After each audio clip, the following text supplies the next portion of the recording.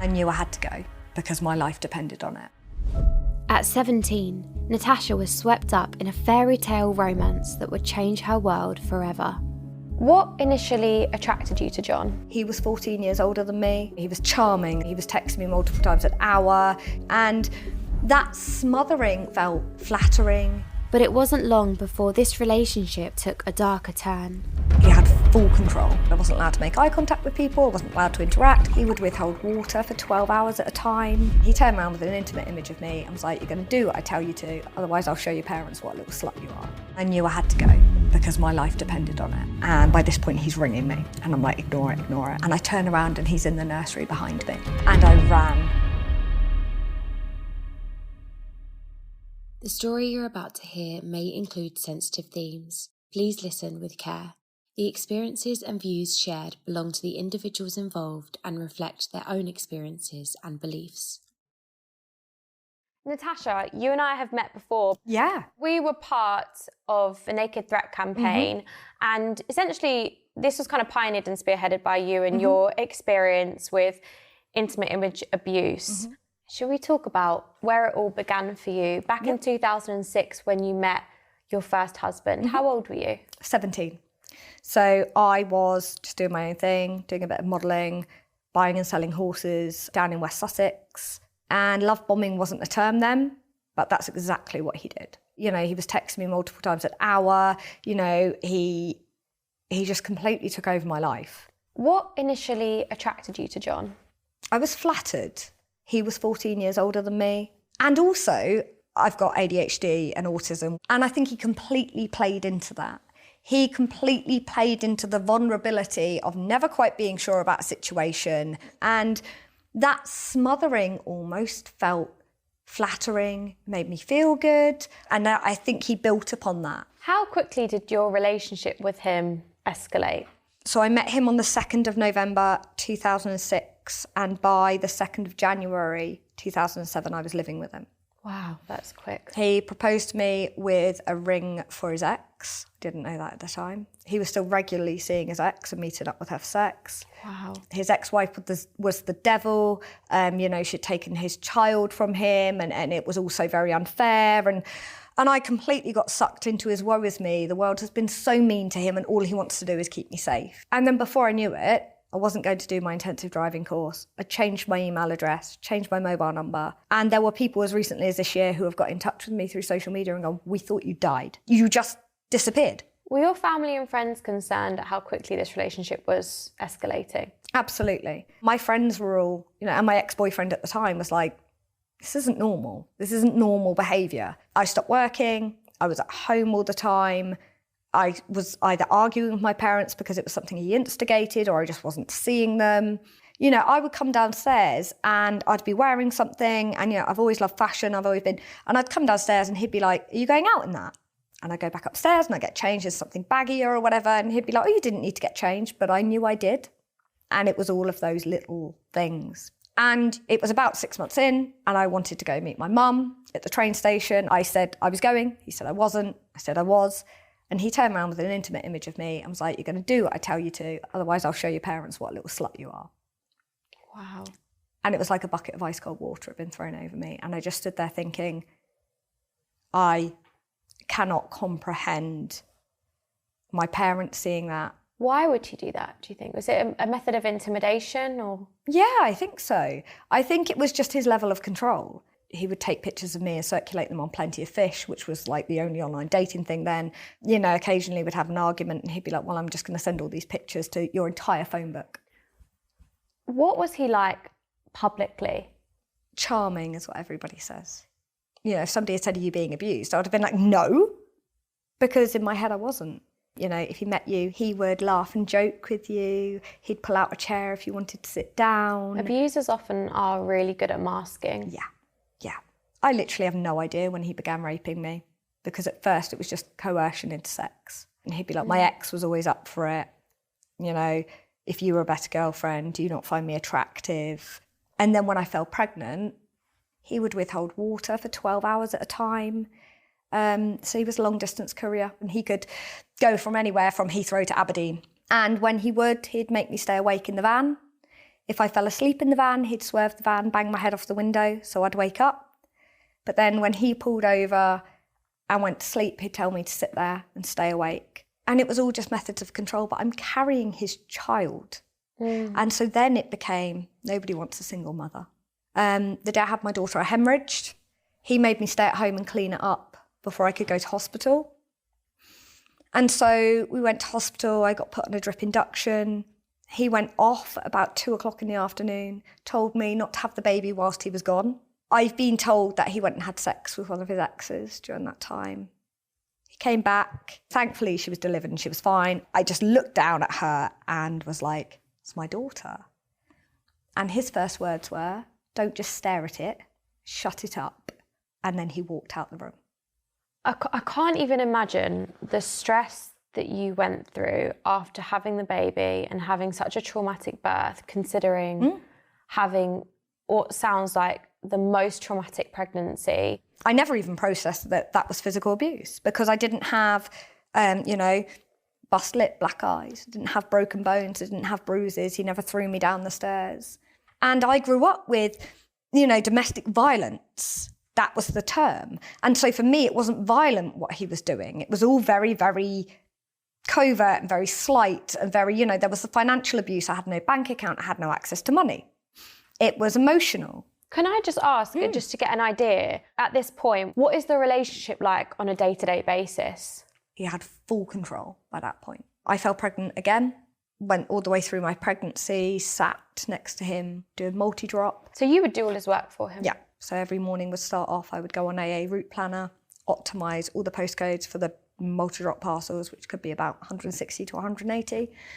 Then the guy would drop them off in big sacks. I would drag them in the house. I would unpack them all. And you're pregnant at this point? Yeah. Scan them all, stack them all, put them in the car, get the clipboard ready. Then he would come downstairs and be ready to go.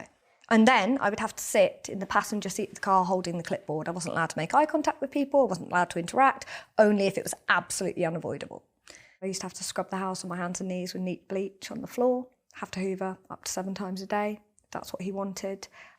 A good day then looked like me getting up, getting to eat, getting to sleep. Just surviving. Just surviving. Should we talk about you leaving and the kind of lead up to you leaving, the birth of your second child? So the day I went into labour with my second child, I was 10 days overdue. I've done all the parcels, I've cooked dinner, and I'm upstairs and I'm like, I'm in labour. So off we went to the hospital, my son's born, I popped him in my arms and I took a photo and he replied with, great, get your shit, you're coming home. And I was like, I've lost quite a lot of blood and I've had stitches. And he was like, yeah, but who'll do the parcels tomorrow if you're not here? So you were expected to go and do your ex's job for him the day after you just had a child? Yeah.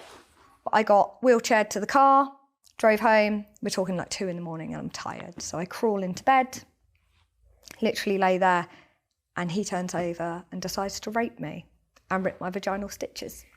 Wow. I knew I had to leave, but I didn't know how. How did you get yourself to that place mentally where you felt that you could walk away at that moment? What did that take from you? The first time I wasn't prepared and I went back.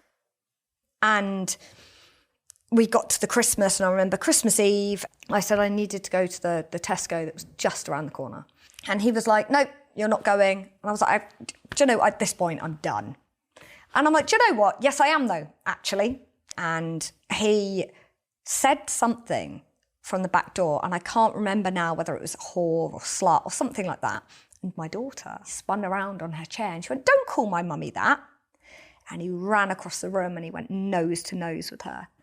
And I just remember in that moment realising that my kids were going to grow up and either accept abuse or perpetrate abuse, and I knew I had to go.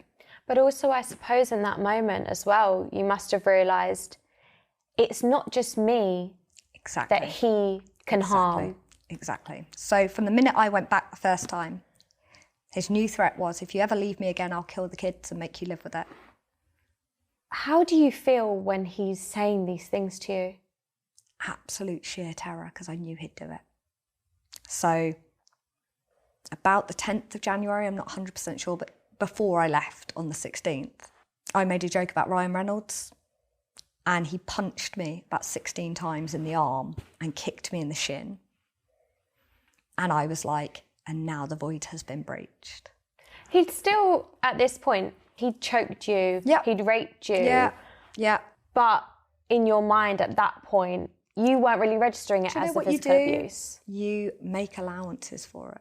It was like this survival instinct kicked in. It was like, he's now hit you. And I thought, do you know what? I'm going to Google what's domestic abuse. And so I Googled it and I found Refuge's website and I went through all these things and I was like, that's me, that's me, that's me. And I phoned the domestic abuse helpline and she went, Natasha, you know, do you think this is okay? Now you've said all this out loud. And I was like, no. And I was like, but I need to leave and I don't know how.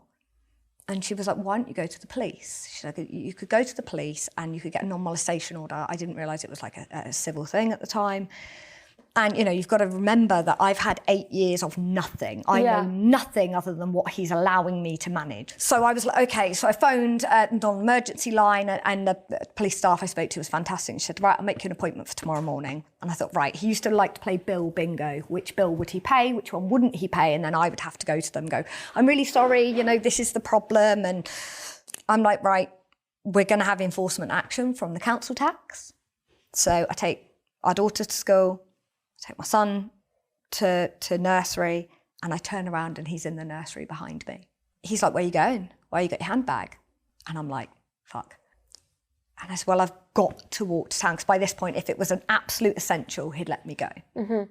And he was like, why? And I said, I need to go to the council offices, because if we don't pay this, they're gonna, you know. So he was like, I'll drive you. And I'm thinking, oh my God. So he drives me into Horsham and I walk into the council offices. I look at the woman and I'm like, can I take a seat, please? And she's like, looks at the window. Yeah, of course. Bless her, that poor woman still probably is like, what? And I sat down and I saw him pull off and I ran because my life depended on it. And I managed to get into the police station, and by this point he's ringing me. And I'm like, ignore it, ignore it. And I went in and I spoke to the police officer. He's scrolling the screen, and I now know he was scrolling his extensive record for violence against women and girls. Right. So you've given the police officer your ex-husband's name at this point? Yeah. So I'm sat there and this police officer shows what I would call professional curiosity. And he just went, Natasha, is there anything else? And everything just came out. The next thing I know, my ex has managed to get my kids from their childcare placements and has gone missing. And the police officer's on the phone and is like, where are they? And they're like, we don't know, he's not at home, we're driving around, we're looking. And I just remember going, he's going to kill them, he's going to kill them, he's going to kill them. So because you hadn't answered the phone in that period of time? 31 times he called me. And they found him up a side street with my kids. And they got hold of him. And I never looked back. How did you feel? I felt absolutely terrified because I still doubted myself. And the prosecution dragged on for 3 years. During the investigation, he took the number plate of our car because he didn't know where we lived and gave it to people on the internet. So they would phone the police and report seeing violence against my kids. And the following March, we finally got to the prosecution. So I went in, I was cross-examined for the whole court day. How was that experience? You know, it was, why didn't I disclose being raped to the National Domestic Abuse Helpline? They tried to lead me on some questions with like, well, you did have sex with him the night before you went. Was that rape? Personally, you know, I spoke to so many victims, and it always sends shivers and shudders inside me when I hear how victims are cross-examined and how they are treated in the courtroom, almost like they are deceptive. There were so many things, but I challenged it. And I did my piece, and at the end, he was found guilty of 3 out of 4 counts of rape, 1 of sexual assault by penetration. He was found to be a danger in the pre-sentencing report. So when he was given 12 years custodial, they said it would need to be 8.5 before he could be considered for parole. And he was put on the sex offenders register for life. He went to prison. And I sort of sat there and went, right, where do I go from here? Do I be the voice that I wish I heard when I was in that situation? And that's what I decided to do. So I got in touch with Refuge, and in my time with them, just were involved in, raised £500,000 in the first lockdown with Chelsea FC. We did the Naked Threat campaign. I went to the Metropolitan Police after Sarah Everard was murdered, and I ended up being involved in their community work and having a hand in training 21,000 of their officers. That is incredible, Natasha. And I am the patroness of Survivor Space Oxfordshire. So your ex-husband, he's in prison now. Mm-hmm. When is he due to be released? So his latest release date will be 2030. When he's released, he'll be on licence for 3 years, and we'll go from there. How do you feel about the concept of him being released? I'm concerned for women out there. Somebody who is really vulnerable and flattered by his charm and doesn't realise the risk he poses, that scares me. He was so good at what he did. And it wasn't until after I left that I found out this long chain of women he'd done it to before me. I suppose my question to you is, if someone is watching this and is going through abusive behaviour with their partner or an ex-partner, what is your advice? Trust your gut. You're not alone. And reach out. And anybody who is worried about somebody with abuse, which I think is really valid too, you don't have to be the expert. Know where to find them. Signposting is so important, If you think somebody is being abused, signpost them or go to these organisations and speak to them. And don't be afraid to do so, I think. Absolutely. So many people are afraid. I actually did some active bystander training recently. Oh yeah, me too. Me too. And it's really interesting because people think that they would get involved and people like to think they would help. In a conversation like this, oh yeah, I definitely help, definitely. But actually, in the reality of a situation when you have to step up, a lot of the time people don't. And the more people that are around you and the more people that know or see the behaviour, the less likely one person is to stick their head above the parapet and actually take action.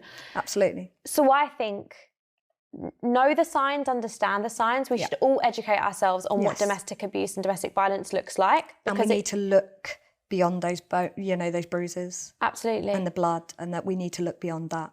We need to look a little bit deeper, that financial abuse, the tech abuse, it's everywhere now. I agree. Natasha, thank you so much for today. It's been so eye-opening. And can I just say, you are such an inspiration to so many people out there. You're such an inspiration to me. So thank you so much for being so open and so raw and vulnerable. And I really think that your voice is helping so many people and so many survivors of abuse. Thank you. I really appreciate it. It's important that you're doing this work and you're sharing it and you're getting people's voices out there. So thank you as well for having me. If you or someone you know has been affected by the issues raised in this episode, please refer to the description for external resources.